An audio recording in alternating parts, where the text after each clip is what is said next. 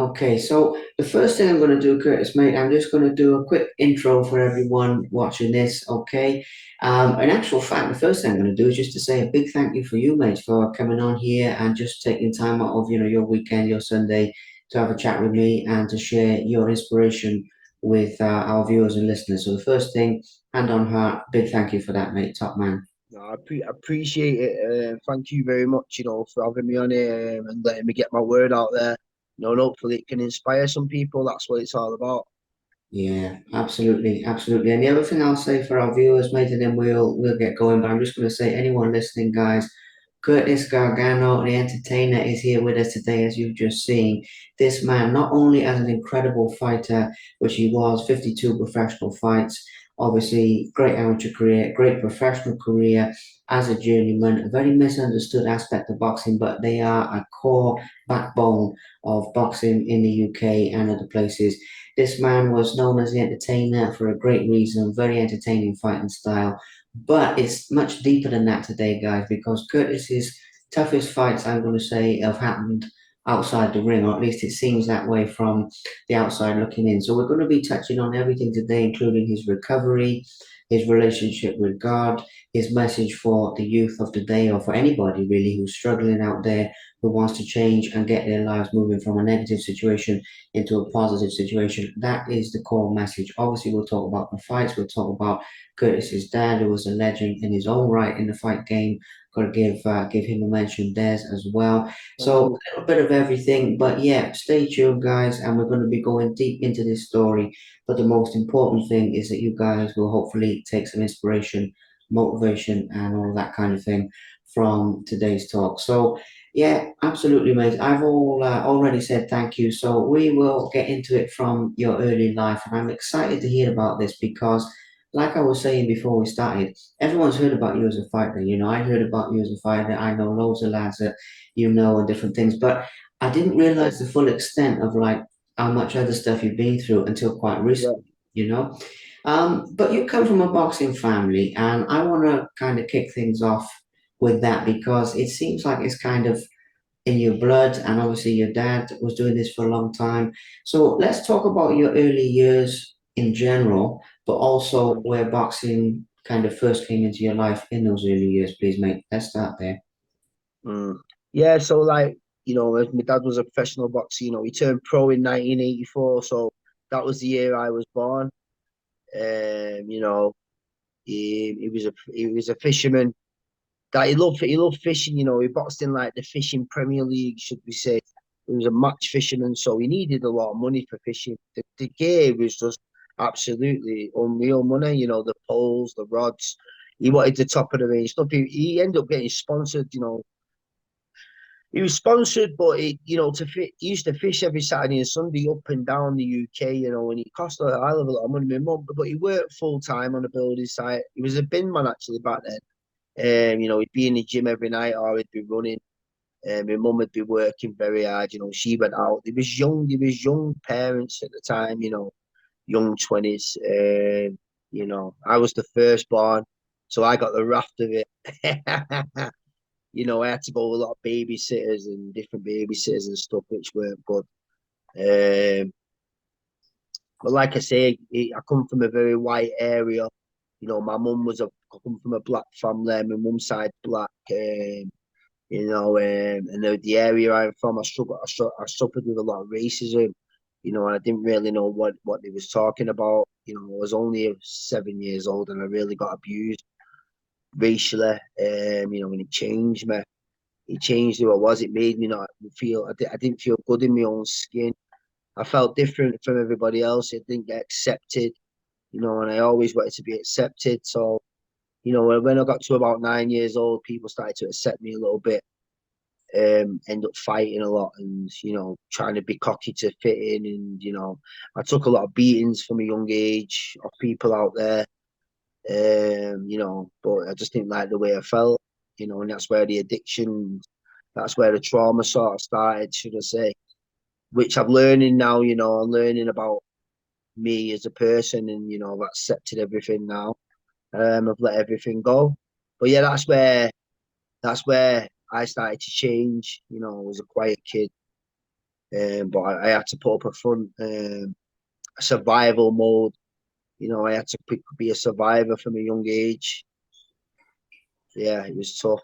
Absolutely, yeah. And But that like you say, the boxing, with the boxing coming, I was always in the gyms most nights with my dad around Manchester, in and out the boxing gyms, are the best gyms around Manchester. We was at them all.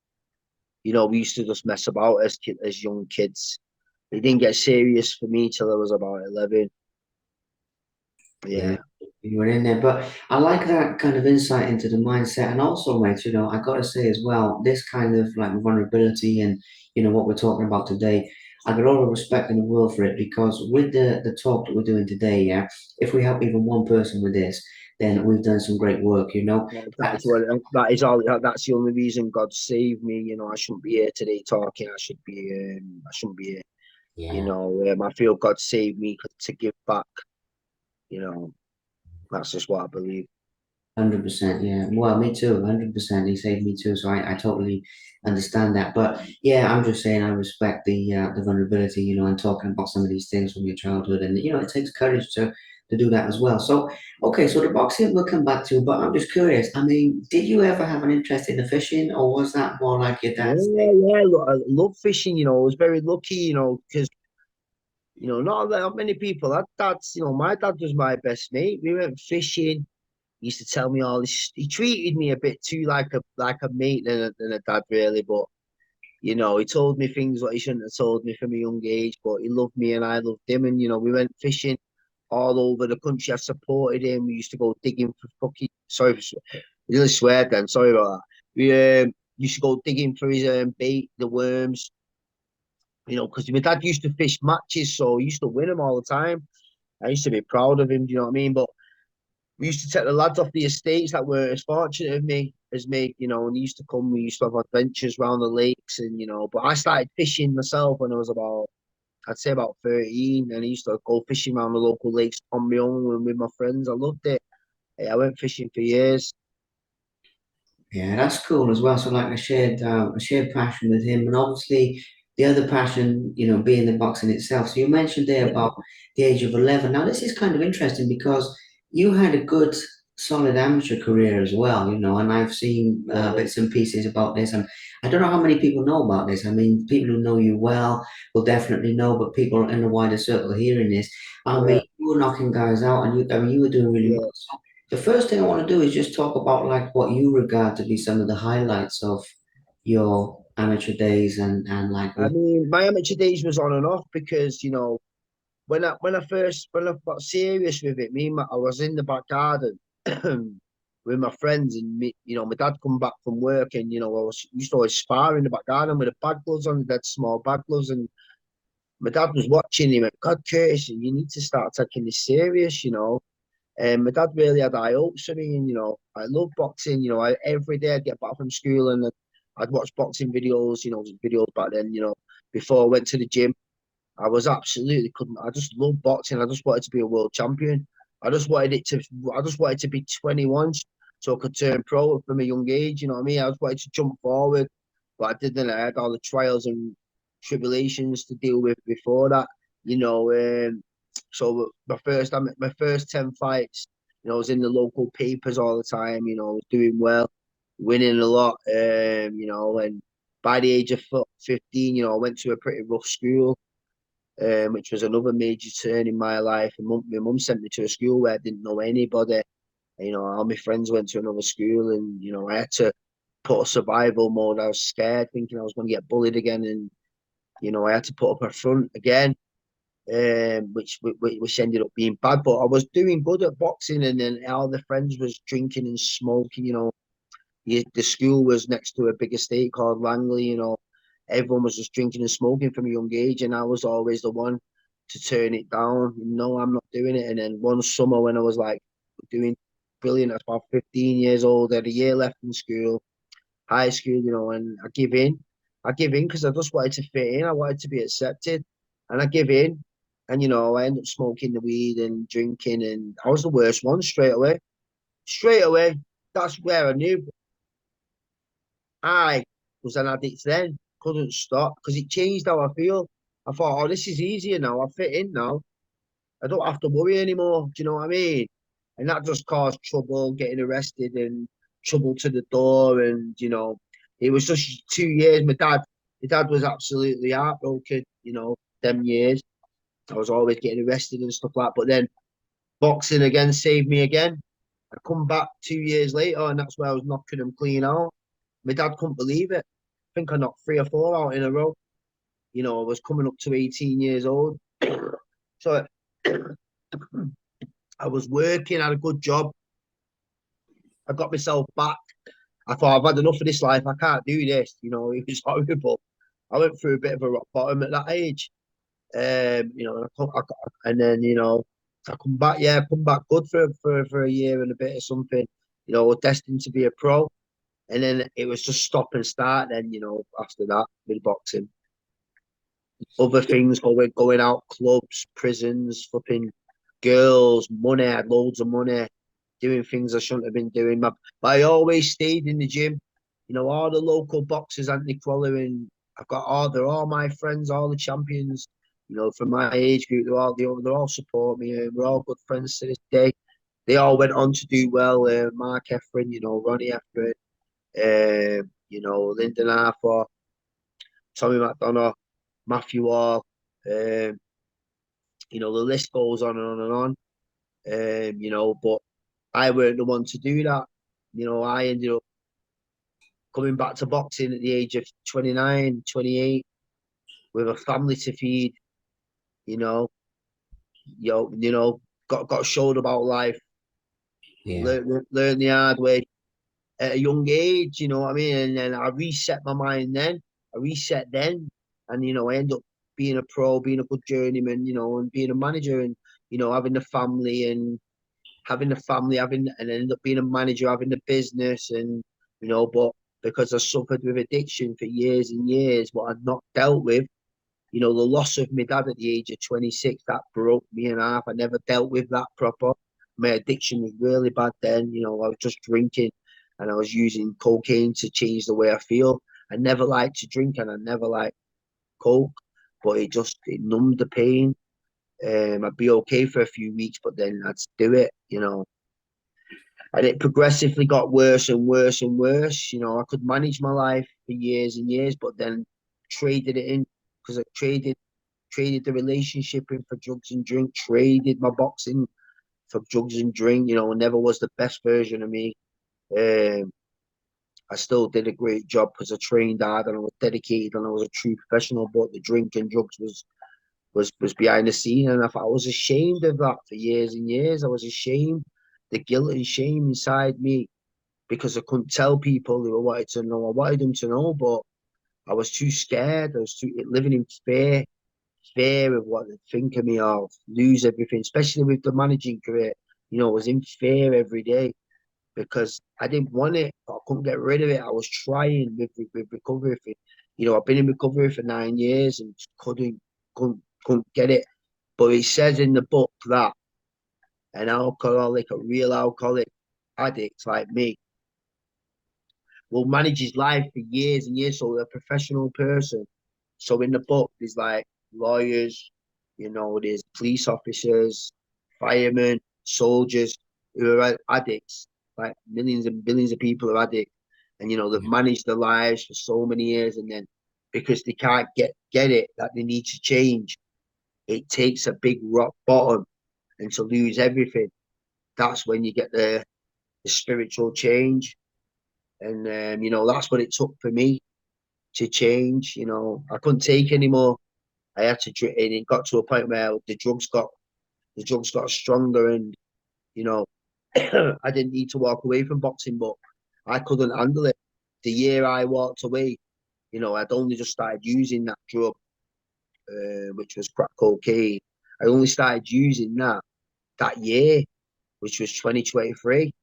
But it was that powerful for me that I just had enough. I couldn't fight it anymore. I couldn't fight the addiction anymore.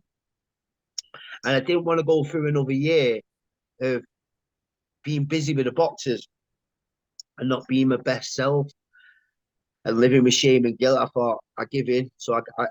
But I didn't realize all this at the time. But now I do. I give in. I give in, and you know, I could have died, but for 2 years I waited for God to say, look, that's it now, it's time, you're ready. But I weren't ready. You have to surrender. You have to surrender.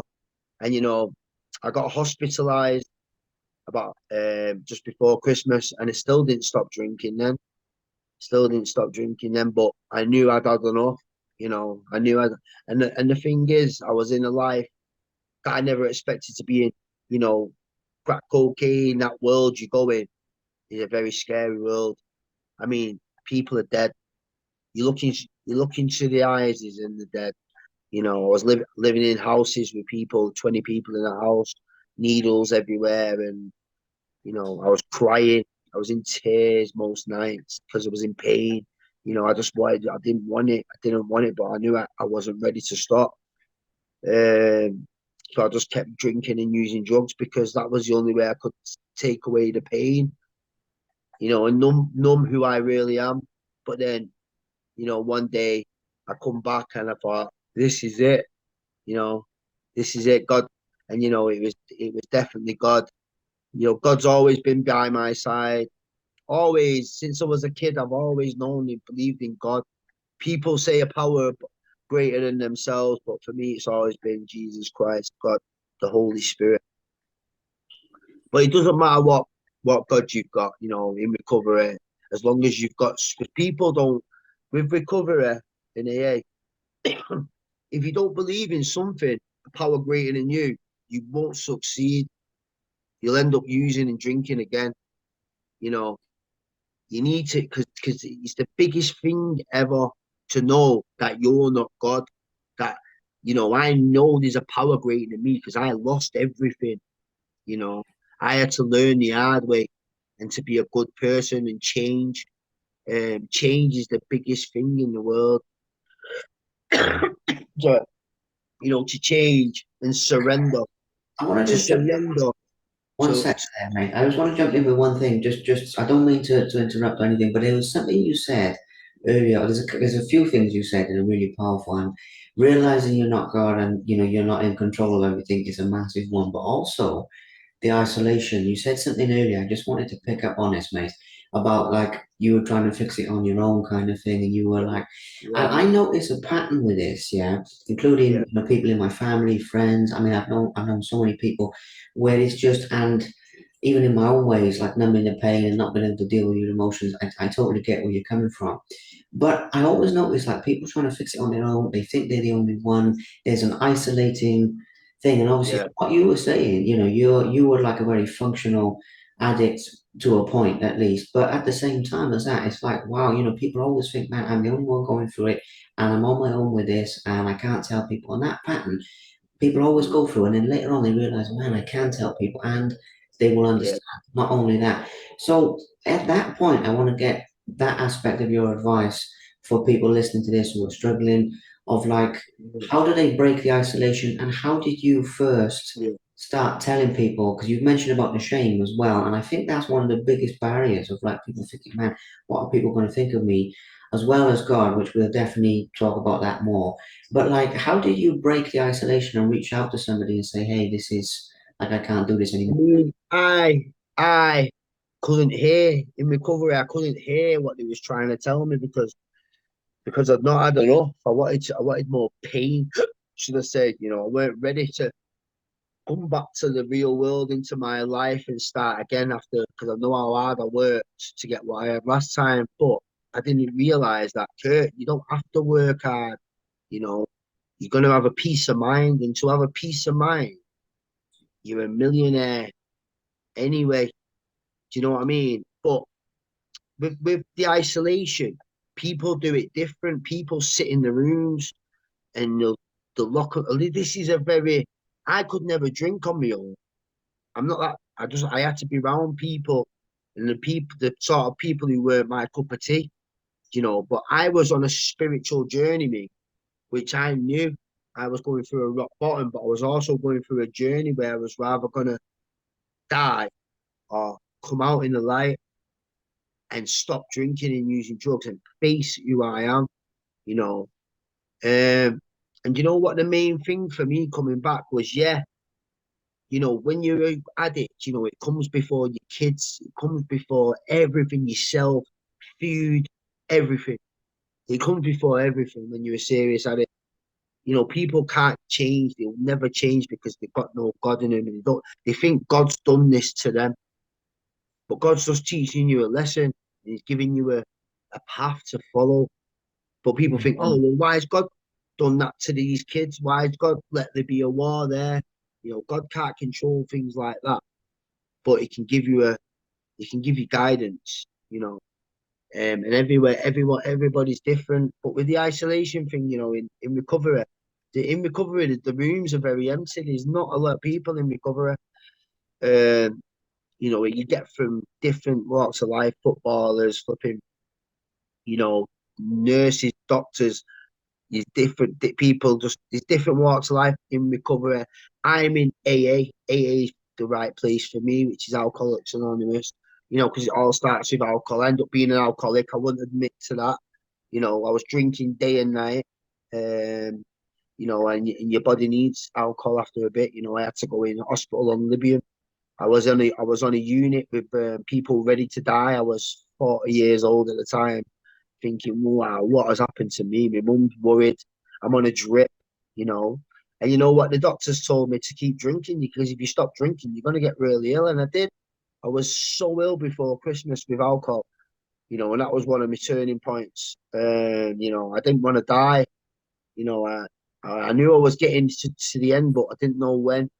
I just wanted my life back. But then, the biggest inspiration for me was, if I can help people not go through the pain what I've been through, especially the families. It's the families, my mum, my close family, they give up on me in the end. That's one of the things what made me realize, they had enough a long time ago, but they give up and I had nothing. And I just, I thought of the people I was around, everything was sad, dark, depressing. And I just thought, everyone kept saying, you don't need to be here, you don't need to be here.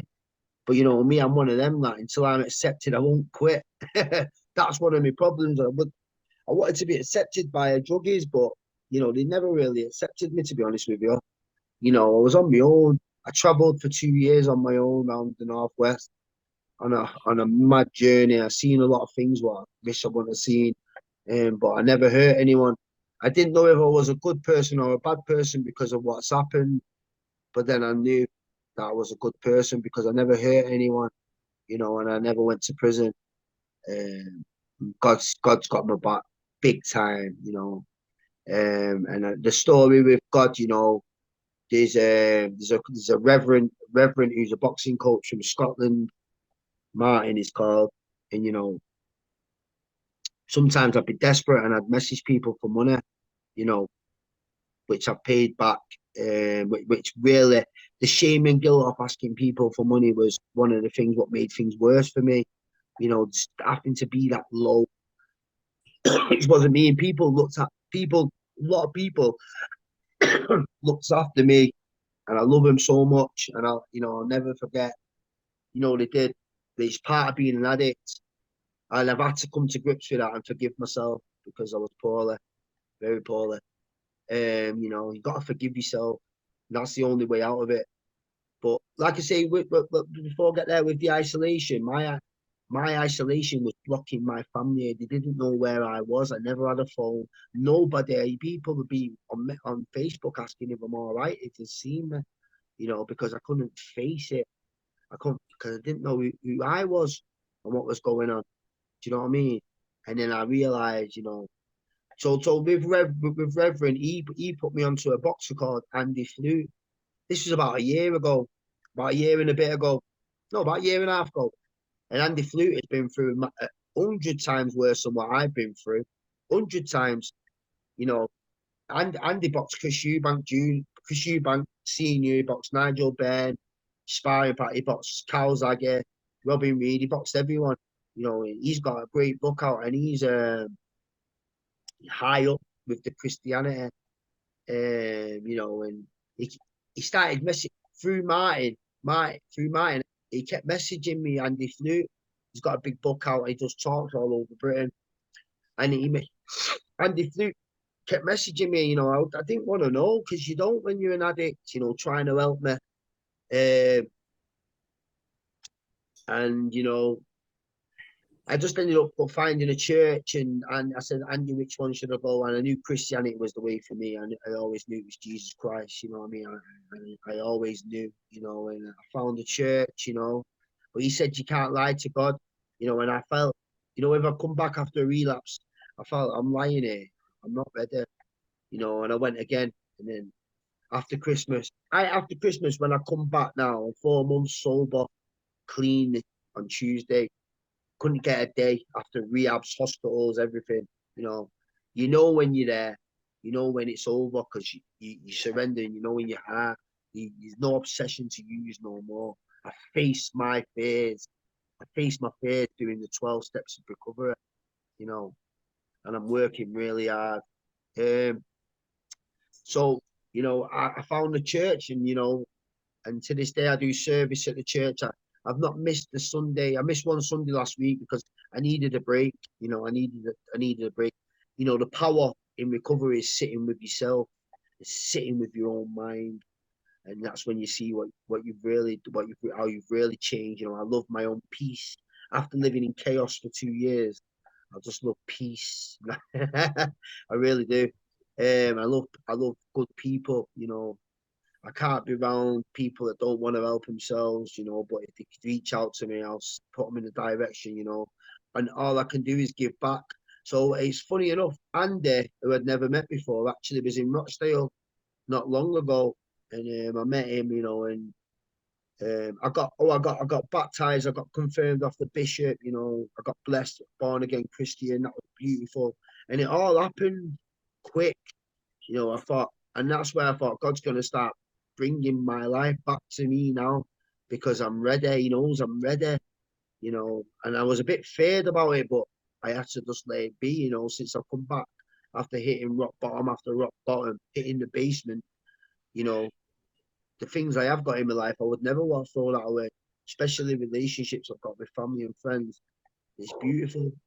It's beautiful, you know, and So so just to cut in again, Curtis, because this is something else that's really powerful, right? I'd love to hear about how your family reacted to your recovery as well. So, like, your kids and like any of your close people, because obviously the thing I want to kind of hammer home to people as well is when you got any type of addiction or any type of mental problem like that, a lot of it is quite focused inwards in the sense you're focused on your pain and your problems. And I don't mean that as a judgment to anybody. I'm just saying that it takes so much to deal with it every day. yeah, those people don't want to do it. Yeah, but then the people around you obviously are being, they're probably like up all night worrying and completely, losing it with like thinking, oh, like this is my son, this is my brother, my partner, like whatever is, in this situation, like what you were saying earlier about going missing and all of that type of stuff. And so then for them to see you get through the other side of it as well, I'd like to Yeah, touch on that briefly, mate, as well, like how they react. beautiful. It's beautiful, and this is why I want to help. You see, because with the 12 steps of recovery now, when we I'm coming to a stage now where I'll be able to sponsor people and help people. Since I've come back, there's addicts who are in rehab right now because of me. They've seen I can do it. Just by seeing me, they're doing it. And these are people who've not seen their kids for years and grandkids, and the families at wrecks, because it makes you selfish. It's a selfish, evilest, horriblest drug in the world, alcohol, and any form of drug, but alcohol, you know, not everyone's an alcoholic. No, no, no, no. But it's not about the drinking drugs. It's about us as people. We have to deal with ourselves. And when we deal with our problems and change and surrender, we don't have to use drink ever again. But it takes a lot of pain and suffering and traveling on a spiritual journey to get to there. And that's the hard thing about it. I'm one of the blessed ones because people are dying every week through depression, alcohol, drugs. A lot of people have died in their 20s, 20-year-old people because of drugs and alcohol, who I've drank with, and I'm 41, and I was very strong. I never had suicide on the brain. I just don't give up. That's the problem. But I've got rid of that person, the Curtis who survived in the ring, the one who survived, like the last what 30 the last 33 years on this earth since my life changed. I've just been in survival mode, and I'm not in that mode anymore. I'm absolutely laid back, and it's over. It's over. I've said goodbye to him. Yeah. The other thing I want to touch on here is obviously with the boxing side of it, yeah. I mean, you were very skilled as a fighter, but also very tough as well. I mean, everyone knows that, the granite chin and all, you see all these things, and it's true. And you were in there with some good guys, right? Now, I think it's going to interest people as well, especially as men, right? Where you're one of the toughest guys around, but you still struggled in this way. Do you know what I'm saying? Yeah, I want to connect that to God because even as one of the toughest guys anywhere, yeah, which you definitely are, and I know by the way that your career had more than just being tough. I'm just focusing on that aspect where you had that strength and to go in there and go in the ring and make money that way. I mean, because it is a tough job fighting week in week out like that. yeah, Obviously, you're also an intelligent guy. I mean, that's the other thing. So you've got like the management side of things, and you've got like yeah, at a point in time, it was golden for you. I mean, I remember hearing all this stuff of like people could ring you up for a journeyman and you sort it out. And I know guys who've worked with you. But yeah, all that being said, intelligence, toughness, grit, yeah. all of that type of stuff, you still had to ask for God's help. And I really think that hammers home the fact that we can't do it on our own. But does it make sense? No, no, that's the beautiful thing about life. I had a big ego, and I like that you've asked me that, Liam, because I do it myself. I'm gonna be the best journeyman. I'm gonna be the best manager. I can fill all your shows up. I'm trying to prove a point to other people. You know, um, I'm the best. I can do it on my own. But then behind the scenes, I'm messed up. I'm drinking. I can't handle it because I've got addiction problems. I'm looking after family. If you look at all my pictures in my 30s, I'm overweight. I'm very depressed. I'm pale. I feel and look better now than I've ever felt since I was in my young 20s because I'm looking after me now, but I've been looking after everybody else before me. Right, I'm with But you. in Yeah, my head, I always knew I needed help. I always knew I needed help, but I wouldn't step back because my ego was too big. If I could have said, look, if I'd have been truthful and said to the boxing board of control, look, I am got problems. Can I let my friend manage my fighters? I'm going to have a year off or sick. They would have probably agreed with it and thought, what a good idea. Well done for telling us. But me, like an idiot, no. Let things get worse and worse. Where boom, the explosion happened, which it says in the book about addiction. But I didn't expect that. I thought I could keep going and going. But I think God put me on a journey from the start to finish. And I think it's just begun. And this is where I can help people. You know, they don't have to believe in God, but if you want to get clean and sober, then you have to believe in God, mate. That is the only way. Because who else are you going to believe in? Because when you're desperate and you've got nobody else, but you need, it's only you think you're the most powerful person in the world. Let me tell you, you're definitely not. yeah. That is a big part of it. And I'm going to say as well with this that just from so many years of experience with this thing as well, people get caught up in the name. So I'm going to say something slightly controversial as well.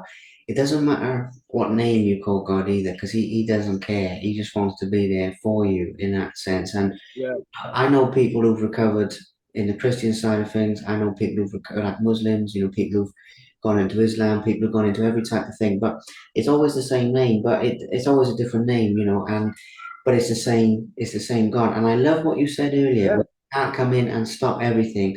but he can help you to make the right decisions and guide you. And I agree with that 100%. But it takes us getting out of our own way. And the Yeah, other thing I did personally, as well as praying and all of this stuff, was I also did a lot of meditating and a lot of time in like yeah, total stillness, just meditation. I learned from like some Buddhist guys as well. And I kind of combined yeah, that in because then the stiller I was and am, the closer I could get to God. And it was a very interesting process that. But anyway, the point is, yeah, I mean, what you're saying there about the ego and about getting out of your own way and everything, I love. yeah. Getting out your own head, you know. I think what the problem is with addiction in life is your thinking. Now, Yeah, my way of thinking was always messed up, and I'd always choose my way of thinking. You know, even though I knew what was right, I always done what was wrong. You know, today I don't worry about tomorrow. I just worry about today. And if I've got things going on in my life, it's in God's hands now. I yeah, put all my will into God now. I don't worry anymore. I mean, if something's going to happen, just let God deal with it because I've got everything I need right now. And as long as I'm doing the right thing and being honest, if I'm an honest person and I can go to bed at night with no shame and guilt, you know. yeah, And these are the things I'm working on in life now, with the 12 steps. All recovery does is show you how to be a better person. All recovery does, you see, I was more pain being sober than I was when I was drinking and using drugs because my brain was just going 100 mile per hour. Do this, do that, that. Oh, you've got that to worry about. I'm making things worse. Whereas today, because I've had a fresh start, fresh start in life, and I'm working on everything, all my traumas, all my life, all my I'm working on my mind. I'm working on what should we say? I'm working on my. I don't resent people. I forgive people. Because holding resentments against people can make you poorer. I don't oh, resent anybody. If someone's got a problem, I look at I believe they've got to look at themselves. And that's it. I take accountability for everything that I've done in the past, everything. I face all my fears. I've apologized to people. I'm still gonna do that. If they accept it, they accept it. They don't, they don't. Pay people back. You know, I can sleep at night every night because, and if I say something I shouldn't say or do something wrong, I'll apologize for it straight away. You yeah. know, that's the way I live my life now. I just live my life honest. I can't. I don't even, because I'm still smoking. I don't even put a dimp on the floor. I will not put a dimp on the floor. I put it in the grid. I don't little things like that that make your life better. I'm telling you. 100% they do, 100%, mate. Yeah, I mean, it takes a big man as well to look someone in the eye and say, "Look, I've done wrong in this situation, and this is it." So Yeah, I got respect, big respect for that. Now, a couple of other things I want to kind of touch on here.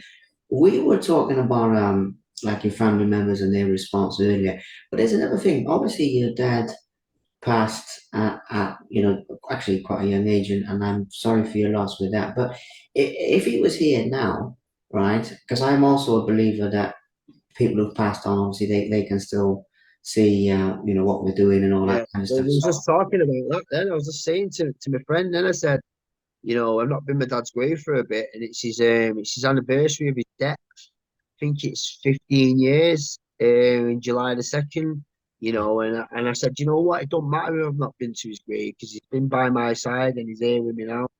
And yeah, I know that. I 100, said, and when 100%. I do pass one day, you'll be there waiting. Yeah. Well, not to go off topic with this, mate, but 100%. I mean, it's one of those things where, as we've been talking now, I've kind of got that feeling a little bit, like as we've mentioned him a couple of times with the fishing and what we were talking about earlier. I was thinking, yeah, I could, so anyway, but he would be very proud of you. And that was, it's good that you know that because that was kind of a vibe I got. Now, also look into the future as well as another thing, because we've been looking back about like how far you've come. But the beautiful thing about this is the best is yet to come. I think, from like where I'm sitting, you've Yeah. got, and what I mean by that is like the impact you're going to have on other people and the way that you're going to continue to live a blessed life and spend time with your family and enjoy all the simple things that would have just Well, passing you by. So talk about your next steps, basically, the mate. the, the, the, the, the thing is now. But what's automatically happened with me, and this is the biggest change, what's happened with me, is discipline. I live a disciplined life. I mean, I could always tell people how to live theirs, but I never lived mine. Now I eat one meal a day, fast. One meal a day. I've been doing it for 3 months. You know, the weight's coming off 2.5 stone. And this is how I'm going to live for the rest of my life because it heals your body. It gives you more energy. So the more better I live, I eat healthy. I won't eat a chip. I won't eat burgers. I don't want to put rubbish into my body. I've done enough of that. You know, this is my vessel. You know, I want to live a long time. You know, I'm not supposed to be here. So I'm gonna appreciate everything I've got. Now, I yeah, I drink water. I don't drink juice no more. I've gone from alcohol every day. I drink pure water, and I've done for 3 months. That's something I've always wanted to do. I don't have milk, and I don't have sugar no more. I don't have sugar. I went from 3 or 4 sugars in my teeth and no sugars, black coffee. You know, I'm living disciplined. And I'm still turning into the person I'm gonna be. I'm not there yet, and I'm enjoying my journey. I just want to give back. I just want to help people, especially who suffer with what I suffer with. You know, because people come back and they still eat crap. People come back and they're still the people they was when they wasn't using drugs or drink. So they're still pissed off. Sorry for swearing. They're still angry and they still got bad manners and they're not good people. And you think, but they're not drinking because that's the whole point. When you come back from addiction, you've got to change. You've got to be an honest, good person. You can't just come back and think, oh, I'm not going to drink and I'm not going to do it. Oh, but I'll go to a meeting. Going to a meeting's not enough. You've got to do a lot more. Do you know what I mean? You've got to change a lot of stuff. But I've automatically done it because this is who I've always wanted to be. But my addictions, has always stopped me. I've always trained, but I've always wanted to eat rubbish because I've always drank or used. Do you know what I mean? Don't get me wrong. I look at a burger and I think that looks good. I try it, look at it, I fantasize over it, but I know it's not worth it. Do you know what I say? If I'm going to have a burger, I might as well pick up a drink. Because if I eat that burger, I'm going to eat another burger and I'm going to put a load more weight back on and I'm going to feel rubbish. And feeling rubbish is dangerous for me. And I don't want that because I know where it goes and it'll just be death. I'd rather feel great and positive. I lost everything in life, me. I lost my way. The next 10 years, I want to get back. I don't know what I'm going to get back, but, money's not everything, but it'd be nice to get some money because I want to look after my kids and my grandkids. Yeah. So you're doing it like helping people in the church and this kind of thing that you mentioned earlier. But I think it would be great like going forward as well, because you mentioned you're starting with this about obviously helping other people through their problems and their addictions as well. And maybe you could combine that with the boxing or, do some type of combination of your skills, Well, I believe in manifestation, me. I believe I dream a lot and, I think a lot. In the past 2 years, I didn't dream once because I had poison in my body. So I wasn't being me, because every time before that, everything I've ever wanted, be a boxer, be a manager, I've done. I've done it. Everything I've wanted in my life, I've done. Before the boxing, when I wanted to be a bad man, I wanted to be a bad man. I wanted a Rolex, I got that. I wanted the big bag of cash, 100 grand, I got that. I wanted the apartment, I wanted the girls, I got that. I wanted to be in the club. And everything I've manifested in my life, I've got. So this is my manifestation now. This is what I want, a peace of mind and the smaller things in life and whatever will come money wise is a bonus, But the biggest one for me will be one day to have my own gym, my gym, do the amateurs and name it after me dad. That's a dream what I've had for years, and in that there might be a classroom, we might help kids. There could be a church in there. I haven't figured it out yet, but I'm going to be giving back to the community because you can't go through what I've been through and not give back. And it says in the book, we give you this with AA and life, we give it you, and it's the same with God and church. We give it you, but you need to give it back out because it's free. And if you've got to be forced to do something what save your life to give it out, then you're not a good person. For me, if I can help somebody, there's people out there now who are in rehabs, um, whose life was not wrecked than mine, who people who've not seen the kids for years are in rehab now because they've seen me doing well. Because nobody's going to come and help you. You've got to help yourself. I Yeah. could go here and text a million people to get help. They're not going to listen. I won't listen to it, because all you're bothered about is the next drink or next drug. But when you're ready and you've had enough, then you'll go and seek it yourself. I was in bad way, bad ways, a bad way. It was getting so bad, I was asleep in places in the middle on the floor in homeless shelters, soup kitchens, falling asleep.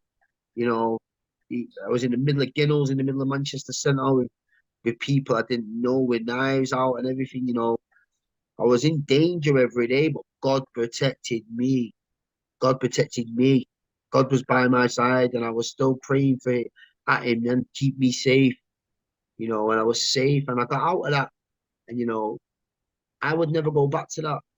There's no reason no more to go back to that. I don't need to relapse anymore because it's just poison. Yeah. And you know what you were saying there, though? If people are at that ready point kind of thing, Yeah. do people reach out to you now? Because you were saying before about like leading by example, and that's actually the most beautiful thing is you're leading. It started to so it started to happen. It started to happen now. But That's good.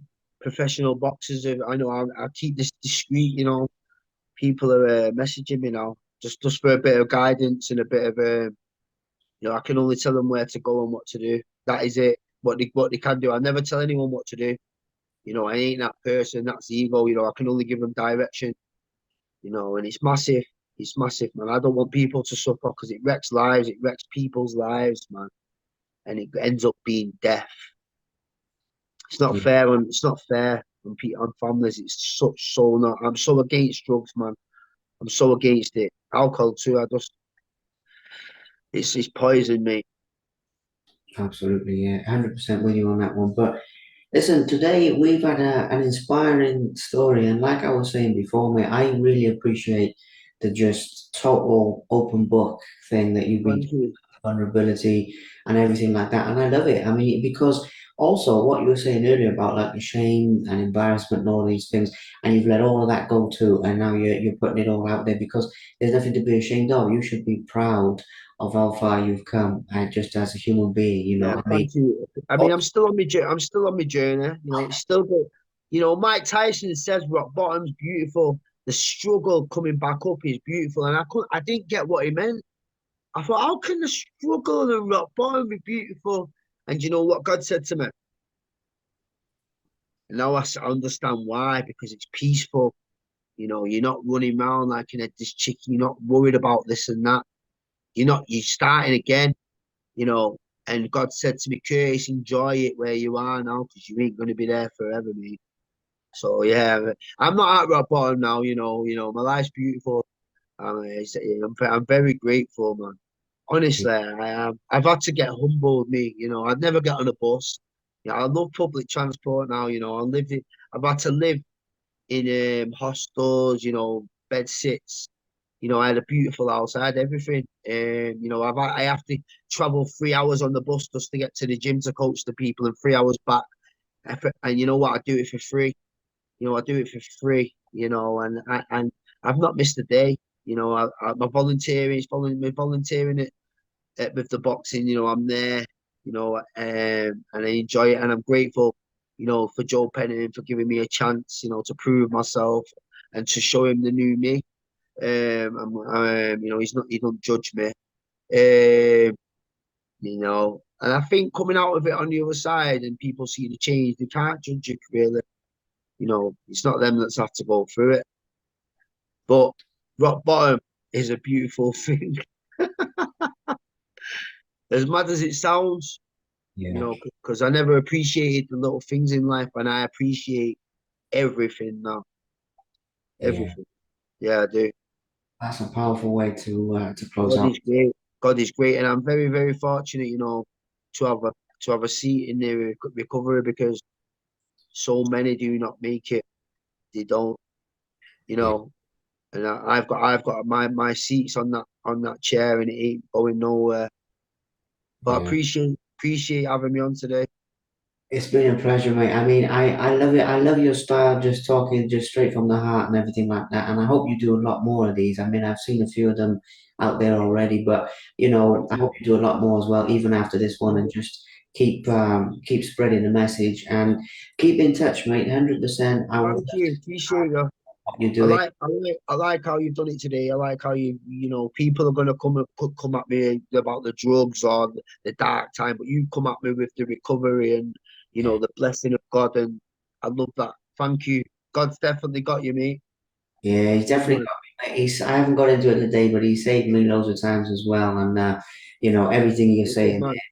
I'm with you. But yeah, that's what I wanted to come in it. And the last thing I'll say before I go, mate, thank you for those kind words as well, because that's what I want to do. I mean, people try and So, come at the dark side because they think it will sell and all that type of stuff. But at the same time, you're doing more damage.